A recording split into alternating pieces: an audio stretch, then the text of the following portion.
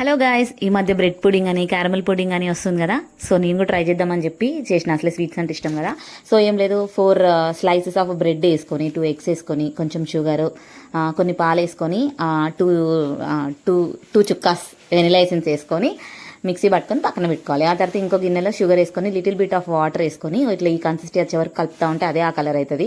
మనం ఏ గిన్నెలో అయితే వేసుకుందాం అనుకుంటున్నామో షుగర్ది సిరప్ అందులో వేసుకొని మిక్సీ పట్టుకున్నది అందులో వేసుకున్న తర్వాత ఒక కుక్కర్లో వాటర్ వేసుకొని చిన్న కటోర ఇట్లా పెట్టుకున్నా, స్టాండ్ లేదు, అందులో 15 minutes ఆవిరికి ఉడకబెట్టుకున్నామంటే సూపర్ ఉంటుంది. నేను ఎక్స్పెక్ట్ చేయలేదు ఇంత బాగా వస్తుందని.